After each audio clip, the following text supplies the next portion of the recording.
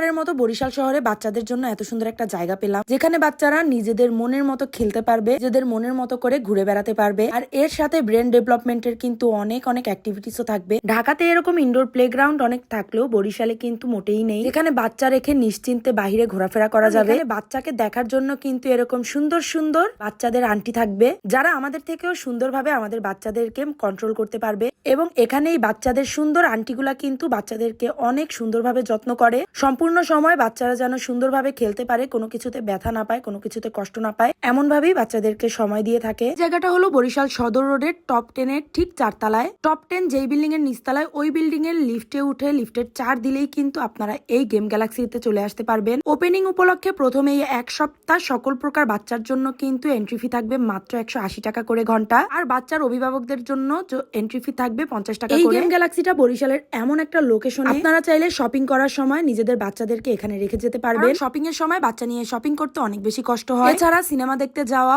অথবা রেস্টুরেন্টে খেতে গেলেও আপনারা কিন্তু বাচ্চাকে এখানে রেখে যেতে পারবেন। ও ভালো একটা কথা তো বলাই হয় নাই, 2 বছরের নিচে বাচ্চাদের জন্য কিন্তু এখানে এন্ট্রি ফি একদমই ফ্রি। যেমন আমার আনাবিয়ার 2 বছর বয়স হয়নি, তাই এখানে কিন্তু সে একদম ফ্রিতেই ঘোরাফেরা করছে। যদিও আমি অভিভাবক হিসেবে ওর সাথে ছিলাম বলে আমাকে 50 টাকা গুনতে হয়েছে। তবে আপনারা বাচ্চাদের সাথে না থাকলেও হবে, কারণ বাচ্চাদেরকে এন্টারটেইন করার জন্য বাচ্চাদের তো এই সুন্দরী আন্টিরা আছেই। এখানে বাচ্চাদের জন্য কিন্তু অনেক রকম অনেক সুন্দর সুন্দর প্লে ইনস্ট্রুমেন্ট আছে। তবে এখানেই শেষ না, শীঘ্রই এই গেম গ্যালাক্সিতে আরো অনেক প্লে ইনস্ট্রুমেন্ট আসবে, যেগুলো আপাতত অন দা ওয়েতে আছে। সত্যি কথা বলতে বাচ্চারা এখানে এত বেশি এনজয় করে, এটা আপনি চোখে না দেখলে বিশ্বাস করবেন না। কারণ শহরে তো বাচ্চারা সারাদিন ঘরের মধ্যে আবদ্ধ থাকে, আর নিজেদের একরকম খেলনা দেখতে দেখতে অনেক বেশি বোরিং হয়ে যায়। তাই এখানে আসলে ওদের অনেক বেশি ভালো লাগবে। তার কারণ এখানে ওরা একে তো অনেক বাচ্চাদেরকে দেখবে, তার সাথে এত সুন্দর বল, এত সুন্দর সুন্দর খেলনা, তা দেখে ওদের কাছে আরো বেশি ভালো লাগবে। এখানেই শুধু কাহিনী শেষ না, ভালো কথা, আপনার বাচ্চাকে নিয়ে আবার কিন্তু মোটেও ভয় পাবেন না। তার কারণ হলো এখানের ফ্লোরটা এত সুন্দরভাবে করা আছে, আপনার বাচ্চা কিন্তু বারবার পড়ে গেলেও ব্যথা পাবে না ইনশাআল্লাহ। এখানে কিন্তু বাচ্চাদের জন্য অনেক সুন্দর সুন্দর বই আছে। আমার মেয়ে কিন্তু বই দেখতে অনেক পছন্দ করে। ও যেহেতু কখনো মোবাইল দেখে না, বইয়ের মধ্যে ছবিগুলো দেখতে ও অনেক পছন্দ করে সব সময়, তাই এখানের বইগুলো অনেক বেশি পছন্দ করছিল। আপনাদেরকে আমি একটু পরেই দেখাচ্ছি।